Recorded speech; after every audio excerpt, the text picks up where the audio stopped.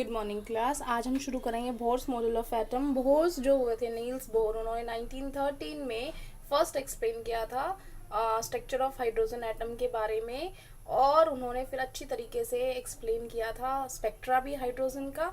तो सबसे पहले उन्होंने क्या बोला था वो हम शुरुआत करते हैं फर्स्ट पोस्टुलेट से। तो फर्स्ट पोस्टुलेट जो है वो ये कहता है कि जो न्यूक्लियस होता है उसके अंदर प्रोटॉन्स रिजाइड करते हैं, न्यूट्रॉन रिजाइड करते हैं, बहुत स्मॉल होता है, और जो इलेक्ट्रॉन होता है वो उनके चारों तरफ चक्कर लगाता है। तो electron in the hydrogen atom जो होता है वो मूव करता है चारों तरफ ऑर्बिट के अंदर, और हर एक की एनर्जी जो है इलेक्ट्रॉन की वो फिक्स होती है एक ऑर्बिट में जिसमें वो चक्कर लगाता है। तो एनर्जी क्वांटाइज्ड होती है, और वो फिर जब एक लेवल से, फॉर एग्जांपल जैसे एक मैं डिपिक्ट करना चाहूँगी आपको यहाँ पर, जैसे ये न्यूक्लियस है, उन्होंने बोला कि यहाँ पर जो है ये ऑर्बिट्स है, ठीक है ना। इनको क्या बोला है, इनको बोला है ऑर्बिट्स। और जो ये ऑर्बिट्स हैं स्टेशनरी सेल्स, इनकी एनर्जी जो है फिक्स्ड है। अगर इसमें वो चक्कर लगाएंगे तो कोई एनर्जी लॉस नहीं होगा।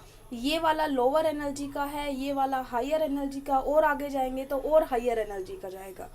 तो अगर कोई इलेक्ट्रॉन यहाँ पर है एक्चुअल में और वो ऊपर इधर आता है, तो यहाँ पर क्या है, एनर्जी लो है, यहाँ क्या है, हाई है, तो उसे एनर्जी लेनी पड़ेगी। इसका मतलब जब हम किसी सब्सटेंस को हीट करते हैं तो उसके इलेक्ट्रॉन जो हैं अपनी ग्राउंड स्टेट होता है जहाँ पर वो एग्जिस्ट करता है, ग्राउंड स्टेट को छोड़ के वो अपनी किसी हायर स्टेट में चला जाता है। ठीक है, कब गया है, जब लो एनर्जी थी, और वो हाई एनर्जी में कब जा रहा है, जब वो एनर्जी एब्जॉर्ब कर रहा है, ले रहा है, सोख रहा है। ठीक है ना। अब देखो, आप किसी मेहमान के घर चले गए, ठीक है, शादी वादी फंक्शन वगैरह अटेंड करने। अब आप यहाँ पहुँच चुके हो, अब वहाँ उस मेहमान के घर कितनी देर रहोगे, पूरा ज़िंदगी भर थोड़ी ना रह सकते हो, आपको वापस अपने घर पे आना पड़ेगा। तो जब वो वापस आता है, इसका मतलब हाई एनर्जी लेवल से लो एनर्जी लेवल में वापस आता है, तो यहाँ पर वो कुछ एनर्जी जो है वो इमिट करता है। ठीक है, ये जो एनर्जी इमिट करता है, ये अगर विजिबल रेंज में पड़ती है तो हमें अलग अलग कलर्स दिखाई देते हैं। ठीक है, तो ये हो गया जो हमें कलर्स क्यों दिखाई देते हैं रेडिएशंस में, उसके बारे में। तो आपको इतनी बात समझ में आ गई कि जब लो एनर्जी से हाई एनर्जी जाएंगे तो एनर्जी एब्जॉर्ब करेंगे, और जब हम हाई एनर्जी से लो एनर्जी जाएंगे तो एनर्जी हम जो इलेक्ट्रॉन है वो इमिट करता है, वो छोड़ता है उस एनर्जी को। और अगर वो एनर्जी विजिबल रेंज में पड़ती है तो हमें दिखाई देती है, अगर उससे कम या ज़्यादा में पड़ रही है तो हमें दिखाई नहीं देती है। लेकिन उसके लिए अलग अलग लाइंस आती हैं, जो ये लाइंस आती हैं इनको ही बोलते हैं हम स्पेक्ट्रल लाइंस, जो हम बाद में अच्छी तरीके से पढ़ेंगे। अभी बात कर रहे हैं हम, तो जब वो किसी एनर्जी लेवल को चेंज करता है, एक एनर्जी लेवल से दूसरे एनर्जी लेवल की तरफ जाता है, एक स्टेशनरी स्टेट से दूसरी एनर्जी स्टेट की जाता है, तो कितनी एनर्जी, वो कौन सी फ्रीक्वेंसी की छोड़ेगा, वो इस बात पे डिपेंड करता है। क्योंकि देखो, आपको पता है प्लैंक्स क्वांटम थ्योरी के हिसाब से E equal to H nu होता है। जो बोर्स मॉडल है वो प्लैंक्स क्वांटम थ्योरी पे बेस है। इसका मतलब उन्होंने इलेक्ट्रॉन को क्या माना है, पार्टिकल माना है। तो अब जो वो रेडिएशन निकाल रहा है वो क्या निकाल रहा है, E equal to H nu. ठीक है, अब मान लो ये E1 है तो यहाँ पर हो जाएगा एच न्यू 1, अगर ये E2 है तो ये हो जाएगा H new 2।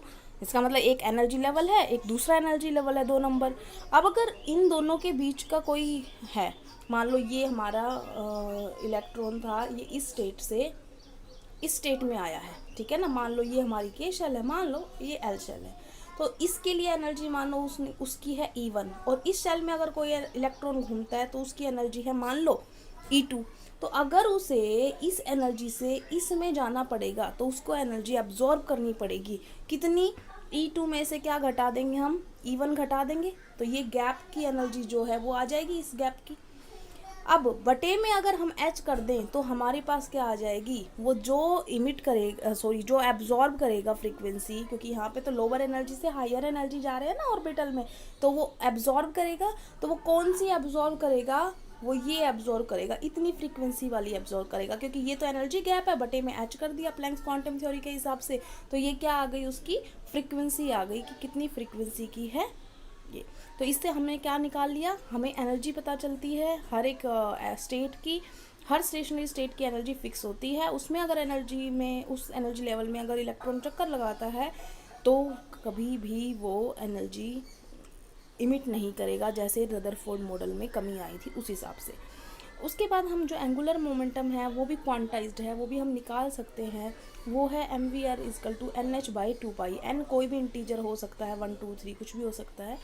mvr = nh/2π। m क्या है? Mass of electron. v क्या है? Velocity of electron. r क्या है? रेडियस, किस ऑर्बिट में वो चक्कर लगा रहा है उसकी रेडियस, ठीक है ना। h जो है प्लैंक्स कांस्टेंट है, बाकी 2π तो कांस्टेंट है ही, ठीक है। ये हमारे हो गए 6 postulate bourse model of atom के। अब जो ये एनर्जी ऑर्बिटल निकाले गए हैं कि किस में एनर्जी लेवल में अगर वो चक्कर लगाएगा इलेक्ट्रॉन तो उसमें एनर्जी लॉस नहीं होगा, उसके लिए सिर्फ उन ऑर्बिट में पॉसिबल है जिसके अंदर उनका एंगुलर मोमेंटम इतना हो, mvr = nh/2π। अगर इससे वो मतलब बराबर नहीं है इसके, तो वो एनर्जी लेवल में एनर्जी इमिट होती रहेगी इलेक्ट्रॉन की। लेकिन अगर कोई ऐसा ऑर्बिट है जिसके अंदर जो उसका एंगुलर मोमेंटम है nh/2π के बराबर आता है, तो वो ऑर्बिट में अगर कोई इलेक्ट्रॉन चक्कर लगाते हैं तो वहाँ पर एनर्जी इमिट नहीं होगी, ठीक है ना। ये सबसे बड़ी बात यहाँ पर पता चली थी और इसी वजह से उसकी स्टेबिलिटी एक्सप्लेन कर पाए, ठीक है। तो जहाँ ये जो आया है अभी जो हमने बताया कि यहाँ पर ये न्यूक्लियस और ये जो चक्कर लगाते हैं इनको हम स्टेशनरी सेल्स भी बोल रहे हैं, एनर्जी लेवल्स भी बोल रहे हैं, ऑर्बिट्स भी बोल रहे हैं। और अगर उसको क्वांटम नंबर बोलें तो जैसे इसका मान लिया हमने पहली शेल है तो इसके लिए हम लिखेंगे n = 1। तो जो ये 1 है, ये जो n है, ये क्या है? ये प्रिंसिपल क्वांटम नंबर्स हैं। क्या हैं? Principal quantum numbers. इससे हमें ये पता चल रहा है हम कौन सी शेल के बारे में बात कर रहे हैं। हालांकि उसके बाद इनका नाम भी दे दिया गया था कि n = 1 हो तो k शेल होती है, अगर n = 1 है तो k शेल है, अगर ये प्रिंसिपल क्वांटम नंबर 2 है तो वो l शेल होती है, और अगर n = 3 है तो वो m शेल होती है। ये आपको पता है शायद, है ना। और उसमें ये भी पता होगा कौन किस में कितने इलेक्ट्रॉन होते हैं, ये भी हम बता सकते हैं। जैसे रदरफोर्ड ने नहीं बताया था ना कितने इलेक्ट्रॉन कहाँ पर आएंगे, इसने बताया। और क्या बताया? 2n²। इतने नंबर ऑफ इलेक्ट्रॉन जो होते हैं वो प्रत्येक शेल में मौजूद होंगे। जैसे n = 1 है तो यहाँ पर n की वैल्यू क्या है? 1। तो 1 का स्क्वायर 1 आएगा, तो इसका मतलब पहली शेल में कितने इलेक्ट्रॉन्स आएंगे? 2 इलेक्ट्रॉन आएंगे, ठीक है। मान लो n = 2 है तो 2 का स्क्वायर, यहाँ पर वैल्यू कितने रखेंगे? n की वैल्यू हम 2, तो 2 का स्क्वायर कितना होता है? 4। तो n = जब 2 होता है तो कितने इलेक्ट्रॉन आते हैं? 8 इलेक्ट्रॉन आते हैं। अब n = 3 तो 3 का स्क्वायर करेंगे तो 9 आएगा, तो 9 आएगा, तो इसका मतलब n = 1 होता है तो 2 इलेक्ट्रॉन आते हैं, n = 2 होता है तो 8 इलेक्ट्रॉन्स आते हैं। जब n = 3 हो गया तो कितने इलेक्ट्रॉन आ गए? 9 2 जा 18, ठीक है ना। 18 इलेक्ट्रॉन आ गए। अगर 4 का करेंगे तो 32 इलेक्ट्रॉन आएंगे, ठीक है ना। तो ये सब हम क्या कर रहे हैं, हमें एनर्जी लेवल्स भी पता चल गए, उनकी एनर्जी भी पता चल गई है। हम ये भी बता सकते हैं कि कौन से शेल में कितने इलेक्ट्रॉन आएंगे। और उसने हाइड्रोजन का स्पेक्ट्रम और हाइड्रोजन जैसा हाइड्रोजन जैसी स्पीसीज का स्पेक्ट्रम भी एक्सप्लेन कर दिया था। तो बोहर मॉडल बहुत सक्सेसफुल था। उसके बाद यहाँ पर आपको दिखाई दे रहा होगा ये जो वैल्यूज़ दिखाई दे रही हैं यहाँ पर, ये जो रेडियस है, जैसे फॉर एग्जांपल ये हमारा न्यूक्लियस है ना, तो ये ऑर्बिट है, इसका कितना, ये इसकी बात हो रही है रेडियस की। तो रेडियस कितना होता है ये दे रखा है कि किसी भी रेडियस का है वो है n² a0 की वैल्यू फिक्स है 52.9 पिकोमीटर। तो n की वैल्यू 1 रखो तो 2 रखो तो वो फिर बढ़ते जाएगा आगे आगे, ठीक है। इसी हिसाब से फिर आगे अगर हम एनर्जी की बात करें किसी भी एनर्जी लेवल की कि उसमें कितनी एनर्जी है, तो हर लेवल की एनर्जी अलग है और वो फिक्स है। कितनी है देखो यहाँ पर, ये है En = -RH। RH जो होता है बेटा रेडबर्ग कांस्टेंट होता है और इसकी वैल्यू भी फिक्स होती है क्योंकि ये कांस्टेंट और 1/n का स्क्वायर है। तो n की वैल्यू कुछ भी हो सकती है, 1 है तो 1 का स्क्वायर, 2 है तो 2 का स्क्वायर। तो हर एक की एनर्जी हम यहाँ से निकाल सकते हैं।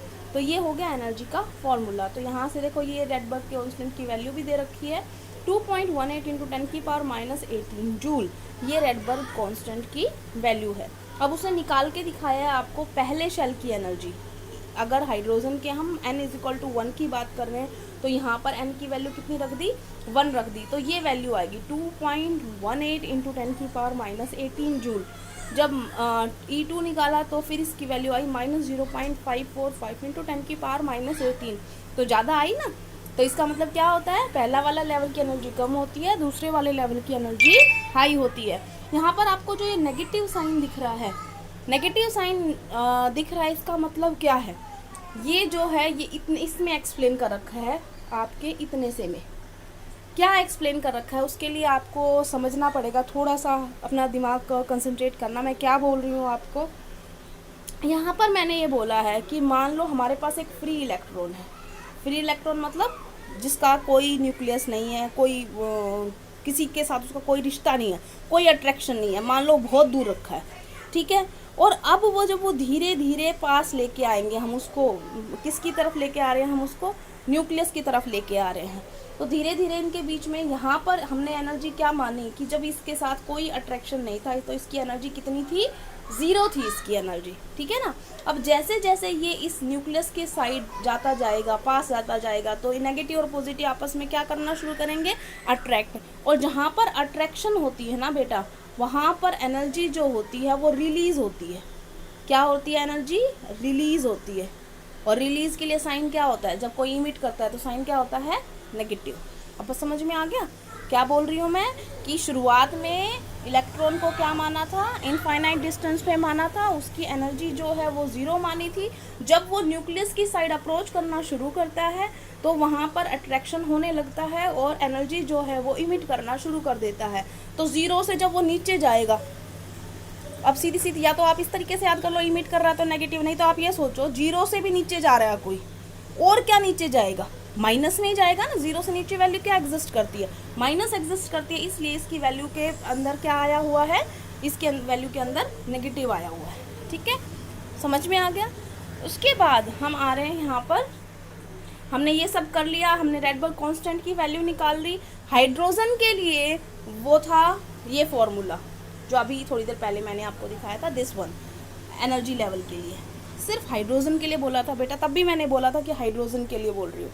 अगर कोई भी और हाइड्रोजन जैसी स्पीसीज है तो उनके लिए फॉर्मूले में Z² ऊपर आ जाएगा, ये तो रेडबर्ग कांस्टेंट ही है RH, ठीक है ना, ये आ जाएगा ऊपर Z²। Z क्या है, एटॉमिक नंबर है किसका, जैसे मान लो, अब मैं ये बार बार जो बोल रही हूँ hydrogen like species, like species का मतलब क्या है, आप मुझे ये बताओ हाइड्रोजन के अंदर कितने इलेक्ट्रॉन होते हैं, एक इलेक्ट्रॉन होता है, क्योंकि इसका एटॉमिक नंबर कितना होता है, 1 होता है। अगर मैं आपसे कहूँ लिथियम, तो लिथियम के अंदर तो 3 इलेक्ट्रॉन हो जाएंगे, तो हाइड्रोजन और लिथियम में तो कोई सिमिलैरिटी नहीं है। लेकिन अगर लिथियम के ऊपर 2+ लिख दूँ मैं, तो अब इसका मतलब बता सकते हो आप कि लिथियम के अंदर टोटल कितने इलेक्ट्रॉन थे, 2 उसने लूज कर दिए, कितने इलेक्ट्रॉन बचे, 1। तो इसका मतलब 1 इलेक्ट्रॉन ये सेम टू सेम कैसा हो गया, जैसा हाइड्रोजन का था। तो अगर लिथियम 2+ है या कोई भी ऐसा आयन जिसके अंदर 1 ही इलेक्ट्रॉन है, तो उसे हम बोलते हैं हाइड्रोजन लाइक स्पीसीज, ठीक है ना। दूसरा एग्जाम्पल अगर कोई मैं बताऊँ तो, फॉर एग्जाम्पल आपको दिया मैंने हीलियम प्लस, तो हीलियम में होते हैं 2 इलेक्ट्रॉन, 1 उसने दे दिया तो कितना बचा, 1 इलेक्ट्रॉन बचा, तो ये भी हाइड्रोजन लाइक हो गया। तो उनके लिए ये फॉर्मूला है, ये जो एनर्जी लेवल का था ना, बस यहाँ पर क्या आ जाएगा, Z² आएगा। Z का मतलब क्या है, एटॉमिक नंबर। जैसे हाइड्रोजन के लिए एटॉमिक नंबर 1 है, तो हीलियम के लिए एटॉमिक नंबर 2 है, लिथियम के लिए एटॉमिक नंबर 3 है, बेरिलियम के लिए 4 है, ये सब आपको पता है, ठीक है। तो ये जो है ये एनर्जी लेवल्स की एनर्जी बताई है किससे, इस फॉर्मूले से, ठीक है ना। तो हम किसी की भी बता सकते हैं। उसके बाद उन्होंने ये बोला कि it is possible to calculate the velocity of the electrons moving. इसका मतलब देखो, पोजीशन तो थोड़ी देर पहले आपने ऑर्बिट में चक्कर लगा रहे हैं तो पोजीशन तो बता ही दी, क्योंकि उसने ये बता दिया कि यहाँ पे घूम रहा है, इतने में चक्कर लगा रहा है। तो अगर आपको पता हो कि कोई इलेक्ट्रॉन यहाँ से घूम रहा है, इतने पे चला, तो इसकी स्पीड, इसकी वो नहीं बता सकते आप पोजीशन। तो ये बोल रहा है कि पोजीशन भी बता दी उसने, और क्या बता दी, वेलोसिटी, कि कितनी वेलोसिटी से वो मूव कर रहा है, ये बोर मॉडल के हिसाब से बताई जा सकती है। ध्यान रखना क्या बोला है कि पोजीशन और वेलोसिटी दोनों एक साथ बता सकता है बोर मॉडल। लेकिन इसमें कमियां आई थी। अभी पहले तो सिर्फ इसकी अचीवमेंट्स पढ़ेंगे हम, बाद में कमियों पे आएंगे। इसीलिए मैं बार बार एम्फेसाइज कर रही हूँ इस बात पे कि वो कह रहा है बोर मॉडल की पोजीशन भी बता दूंगा मैं और वेलोसिटी भी बता दूंगा, ठीक है ना, इलेक्ट्रॉन की। तो आज हमने बोर्स मॉडल ऑफ एटम किया है, उसके सारे पोस्टुलेट्स ये आपने अपनी नोटबुक में लिखने हैं। मैं आपको रिटन मटेरियल प्रोवाइड करा दूंगी, फिर भी अगर आप अपने आप लिख सकते हैं तो बहुत बढ़िया है, नहीं तो मैं आज भेज दूंगी आपके पास, ठीक है। Thank you class.